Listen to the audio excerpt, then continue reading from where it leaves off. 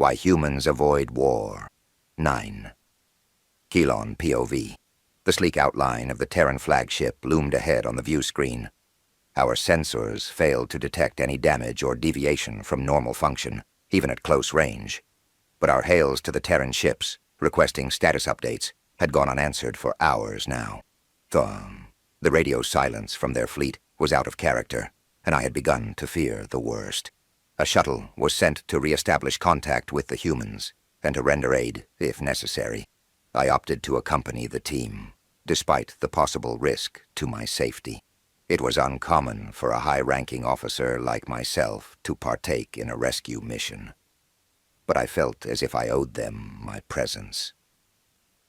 I figured if the roles were reversed, Commander Rykov wouldn't be watching from the sidelines. He would be helping in any way he could. What could have caused the Terrans to cease all communications without any explanation? It wasn't totally unexpected that something had gone wrong with the plan. Of course, the logistics of evacuating thousands of civilians in minutes were impractical, if not impossible. I recalled my brief deployment to the Jatari lunar colony when an inbound asteroid forced a mandatory evacuation. Despite government warnings, many people were reluctant to abandon their homes. Those that did leave in the initial rush funneled into a single spaceport, leading to congestion and delays. It had taken days to clear out all of the inhabitants, and we swept for stragglers down to the last moment.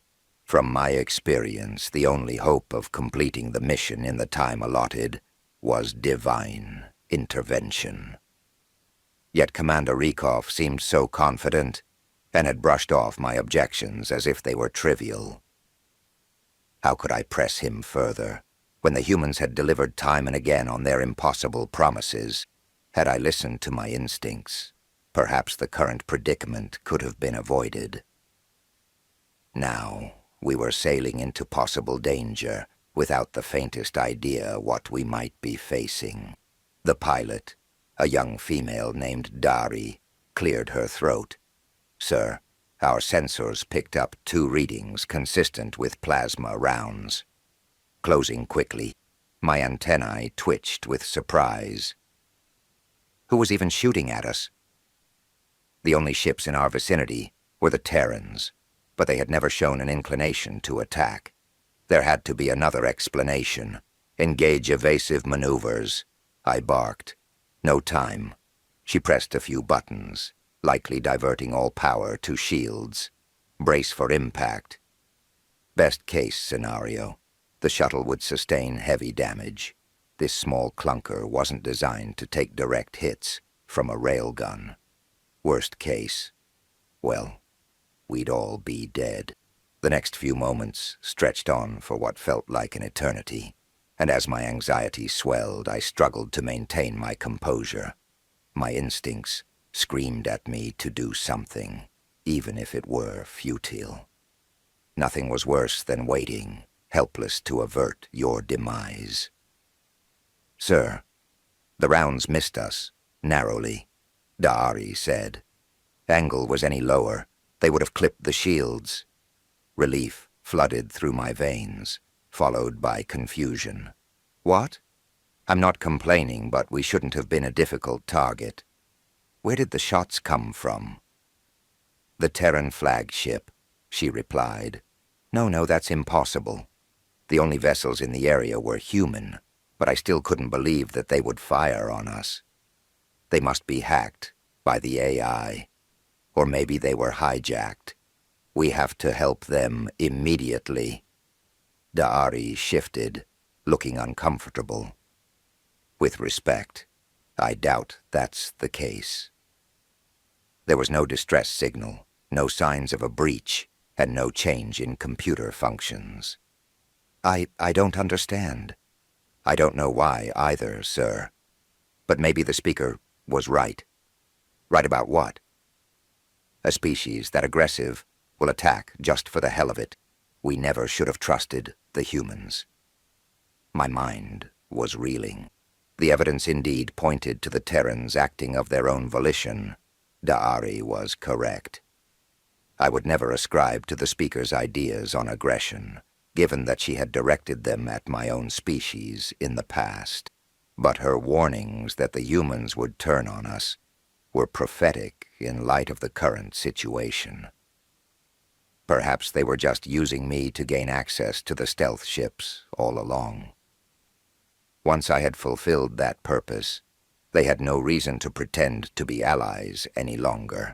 While that explanation made sense given the circumstances, it didn't ring true in my mind.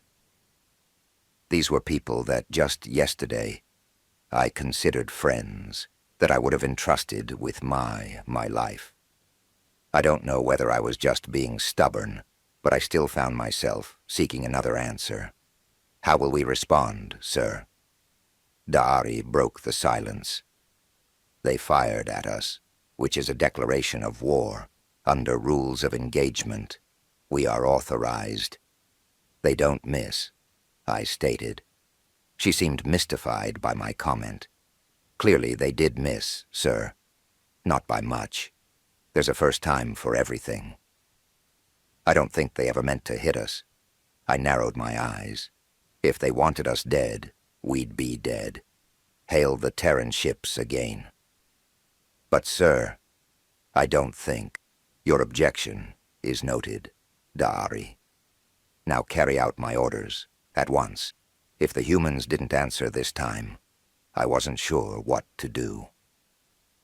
It was obvious that something had changed during the course of their mission. I needed to know what happened before we ended up in a dogfight with the galaxy's premier military power. Commander Rykov appeared on screen.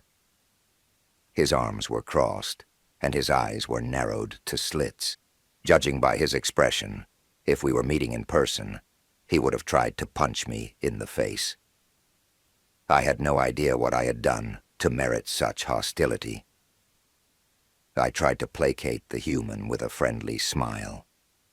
There must be some sort of misunderstanding because I'm pretty sure you just shot at us. His scowl deepened. That was a warning shot. The next one is getting buried in your hull. Orders be damned. Leave now. We just came to help, I protested. We were worried about you. Really? That's why you sabotaged the ships? Rykov scoffed. That's ridiculous. I did no such thing. I guess you thought we wouldn't recover the ships after it shot them down. It's plainly obvious from the computer logs that there was a remote override of their stealth protocol. By someone with level 9 clearance, which is only held by the highest-ranking Federation general. I was stunned by what I was hearing. The humans believed that I, their most ardent supporter, had disabled the Vortex ships. Never would I do such a thing, but if they had evidence to back that conclusion, I wasn't sure how to persuade them. This had to be some sort of setup. Listen, it wasn't me. We can figure this out together, I pleaded. The commander shook his head. Save it.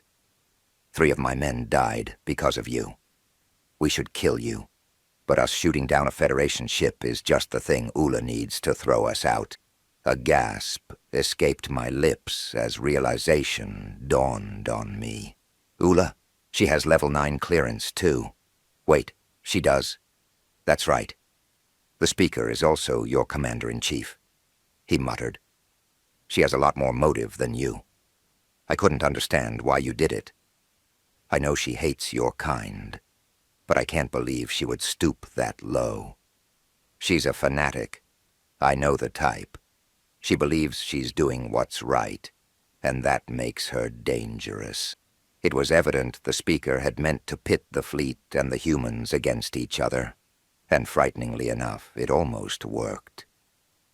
Her actions jeopardized the safety, not only of the Terrans, but of her own forces, and the Devourer civilians as well. Anger simmered inside of me at the thought of confronting her. I wasn't sure what we would do, but holding her accountable was now my highest priority. She's dangerous to all of us as long as she's leading the Federation. Please, unless you still want me to leave, let us help. Ula needs to pay. We'd graciously accept your assistance and welcome you aboard the flagship. Our differences with the humans had been smoothed over, which was a relief. But I couldn't say the ease with which Rykov accused me of betrayal didn't sting, especially after the recent trials we had faced together. Clearly the trust I bestowed in him was not a mutual feeling. "We'll dock right away," I replied. "But first, you really thought I would sabotage you, get your people killed?" The commander offered a sad smile. "If I've learned one thing in my time as a commander, it's that you never really know anyone. But for what it's worth, I am sorry, General. I never should have accused you." My bitterness dissipated as I saw the glint of wetness in his eyes. A pang of pity stabbed through my heart as I realized the poor man didn't trust a soul. Expecting his confidence after being acquainted for mere days was perhaps too much to ask. Apology accepted.